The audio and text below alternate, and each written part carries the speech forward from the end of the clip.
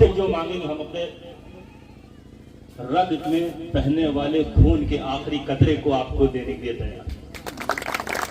बस आप हम पर यकीन करिए, भरोसा करिए और आप आगे बढ़िए, हम आपके साथ। जिस तरीके से फातिमा शेख ने फूलन सावित्रीबाई फूले को समर्थन दिया, सहयोग दिया और उनके सहयोग से पहला विद्यालय खुला। हमारे त्याग और तपस्या बलिदान में कहीं कोई कमी हो तो उसे बताइए। हम कहते तो जरूर है कि बाबा का मिशन हम पूरा करेंगे, लेकिन हम भूल जाते हैं। अभी संचालक महोदय कह रहे थे कि आप अपने आप को कमजोर क्यों मानते हैं। हमें बताया यही गया कि तुम पिछड़े हो, तुम कमजोर हो, तुम बाबू साहब से नीचे हो, तुम वहां पैसे आने बैठोगे। हमें यही बताया गया था, हम यही माने। हमें किसी ने बताया नहीं कि तुम फूलन देवी के खानदान के हो, हम बंदूक लेके खड़े हो जाते। हमें किसी ने बताया कि बाबा साहब के खानदान के हो। अब हम आए, हम बता रहे हैं आपको, आप बाबा साहब खानदान के। अब देखिए बच्चे आगे बढ़ रहे हैं। हमें बताया जाएगा तब ना हम जानेंगे। हमें पता ही नहीं है तो बात। हम जा जाने के पहले कैसे होता था। हम तो 95 में भी पैदा हुए, तब ऐसा नहीं था। देखिए, जब परिस्थिति बदलेगी तो शोषण, अत्याचार, अन्याय का तरीका भी बदलेगा। और जब तरीका बदलेगा तो उसका इलाज भी बदलेगा। पहले कैसे हमारे ऊपर जुल्म ज्यादती हुआ करते तो हमारे पूर्वज जाने, हमारे दादा बाबा जाने। लेकिन आज जो द्रोणाचार्य के अंगूठे काटे जा रहे हैं, उस समस्या के समाधान के लिए आज हमें हाई टेक्नोलॉजी का इस्तेमाल करना पड़ेगा। साथियों, मैं आपको बताना चाहता हूँ, ये जो मोस्ट कल्याण संस्थान पीछे आपके लिखा हुआ है, उस संस्था में प्रदेश प्रमुख मोस्ट चार शब्दों से मिलकर बना है। संयोजक महोदय थोड़ा वक्त दे लूंगा, 2-4 मिनट। मोस्ट 4 शब्दों से मिलकर बना हुआ है। Minority, MOST, minority, OBC, SC और ट्राइब। इनके कल्याण के लिए एक संगठन बनाया गया। तो अब माइनॉरिटी, OBC, SC और ट्राइब यानी आदिवासी भोंदू जातियों का संगठन है। तो इसमें हम भाई अपर फॉरवर्ड ठाकुर साहब पंडित जी को तो लेंगे नहीं।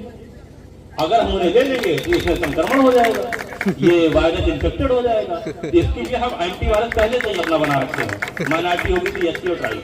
तो ऐसे संगठन में हम उनको लेते नहीं है। जब लेते नहीं तो उनका कोई काम भी नहीं करते, जब उनका कोई काम नहीं करते उनसे सहयोग भी नहीं लेते हैं। भाई, जो आज आपको सहारा देगा कल आपको इशारा करेगा, और जब वो सहारा देगा और उसका इशारा नहीं मानिएगा तो वही होगा जो हुआ। इससे पहले सरकारें गिरा दी गई क्योंकि उनके सहयोग से बनी थी। हम अपने अंदर उस पोटेंशियल को डेवलप कर लें कि हम अपने दम पे सब कुछ कर सकते हैं। बाबा साहब अम्बेडकर तो 2 नहीं थे, वो अकेले थे। फूलन देवी जी 2 तो थी नहीं, वो अकेले थे। मनोहर काशीराम साहब 2 थे नहीं, अकेले थे। जब वो अकेले वो सारा काम कर सकते हैं तो जीशान अहमद नहीं कर सकते? कर सकते हैं, बिल्कुल कर सकते हैं। आज हम आपके बीच में समस्या ही समाधान बताने आए।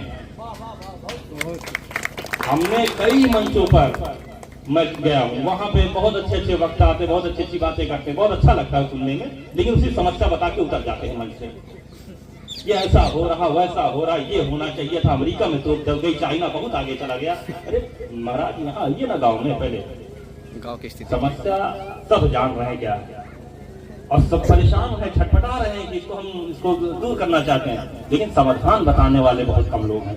समाधान हम आपको बताते हैं। बाबा साहब अम्बेडकर बहुत पहले बता के चले गए थे, उसको आज हम समझाते हैं, बहुत साधारण भाषा में समझाते हैं और इंशाअल्लाह आपको समझ में आ जाएगा। बाबा साहब ने आपको 3 मिशन दिया, फार्मूला दिया। फार्मूला, नियम जो होता है वो यूनिवर्सल होता है। मतलब जो नियम यहाँ काम कर रहा है वही सुल्तानपुर में भी काम करेगा, लखनऊ में भी काम करेगा, दिल्ली में भी काम करेगा। तो वही नियम हुआ। अगर उसकी थोड़ी दूर पे उस नियम की परिभाषा बदल जाए तो वो नियम नहीं, अपवाद हो सकता है। तो नियम जो है बाबा साहब ने यूनिवर्सल नियम दिया, शिक्षित करो, संगठित करो, संघर्ष करो। पहला, अच्छा बाबा साहब से ज्यादा काबिल तो जीशान अहमद है नहीं। बाबा साहब ने क्यों कहा था ये बात कि शिक्षित करो? वो पहले कहते थे संगठित हो जाए, संगठन कर लो, फिर शिक्षा ले लेना। जब गवर्नमेंट में आ जाना, जैसी चाहना वैसी शिक्षा लेना। दरअसल मसला ये है कि अगर आप शिक्षित नहीं होंगे तो आप जान ही नहीं पाएंगे संगठित किसके साथ होना, संघर्ष कहाँ करना है। जब आप शिक्षित नहीं होंगे तो आप चूने और दूध में आपको फर्क ही नहीं मालूम होगा। जब आप शिक्षित नहीं होंगे, प्रकाश और ताप में अंतर क्या है आपको मालूम नहीं होगा। इसलिए उन्होंने पहले कहा कि शिक्षित हो। अब जब आप शिक्षित हो जाएंगे तो संगठित करना और संघर्ष करने का रास्ता आपका आसान हो जाएगा। इसलिए बाबा साहब ने पहले कहा कि शिक्षित बनो, और उसके लिए बाबा साहब का मिशन यही है। और हम लोग 14 तारीख तक खूब कहते हैं बाबा तेरा मिशन अधूरा, हम सब मिलकर करेंगे पूरा। लेकिन जब पूछिए कि मिशन कहाँ तक पूरा हुआ मतलब मुझे अगर लखनऊ जाना तो मैं मुताबिक आना या कहीं जगदीशपुर अदल कहीं तो पहुंचाऊंगा, मैं बताऊंगा आप फोन करेंगे भाई मैं यहाँ पहुंचा हुआ रहा हूँ, तो मिशन पूरा करूँ, कहाँ तक मिशन पहुंचाओ, कितना बाकी है, ये हमें पास जानकारी नहीं। तो दरअसल इसका रीजन यही है कि हम मिशन समझ ही नहीं पाते कौन वाला मिशन पूरा करना है। 2 मिशन था बाबा साहब का, आर्थिक मुक्ति और व्यवस्था परिवर्तन, ये 2 मिशन थे और फार्मूले हैं ये, शिक्षित करो, संगठित करो, संगठित करो। उस फार्मूले को जो हम क्रियान्वयन करेंगे, इंप्लीमेंट करेंगे, कैसे करेंगे, जैसे काशीराम साहब, माननीय काशीराम साहब करिए किए थे अपने दौर में, वैसे करेंगे तो हम गवर्नमेंट में आ जाएंगे, हम सत्ता में आ जाएंगे, निरहू गुरहू पिछड़ू फेरहू सब विधायक MP MLA हो जाएंगे, सब वहां करके लाल बत्ती लेके चलने लगेंगे। समझ रहे? इस फार्मूले इस तरह इंप्लीमेंट करना होगा। तो शिक्षित करो, बाबा साहब ने कहा कि शिक्षित होने के लिए, तो शिक्षित करने का काम मोक्ष कल्याण संस्थान कर रहा है। वो पहला फार्मूला हम लोग इंप्लीमेंट कर रहे हैं गांव गांव जाकर। हम लोग जनपद सुल्तानपुर में 50 से ज्यादा निःशुल्क मोक्ष पाठशालाएं चला रहे हैं, उसमें हम अपने गरीबों, शोषितों, बच्चों, पिछड़ों के बच्चों को निःशुल्क शिक्षा दे रहे हैं। उनके लिए रबड़, पेंसिल, कापी जो है किताब, इन सब की व्यवस्था कर रहे हैं। हम कह रहे हैं अगर आपकी शिक्षा में कहीं कोई दिक्कत, प्रॉब्लम आपको लग रही है, आप मोक्ष कल्याण संस्थान के किसी भी पदाधिकारी, ब्लॉक लेवल के पदाधिकारी को फोन कर दीजिए, आपको रबड़, पेंसिल, कापी, बैग, ड्रेस, मोजा, जूता पहुंच जाएगा, आप पढ़ाई करिए। ये काम मोक्ष कल्याण संस्थान कर रहा है और ये बाबा साहब का पहला फार्मूला हम लागू कर रहे हैं। इसके बाद हमारे शोषित पिछड़ों कहीं भी किसी के ऊपर कोई अत्याचार, अन्याय, जुल्म हो रहा है, उसके लिए मोक्ष कल्याण संस्थान लड़ाई लड़ता है। अभी हमारे आने से पहले आपको बताया जा रहा था ना कि SPDM जहाँ पहुंच जाता है, DM साहब भाई तुरंत फाइल लाइए, उसको करिए, भेजिए इनको।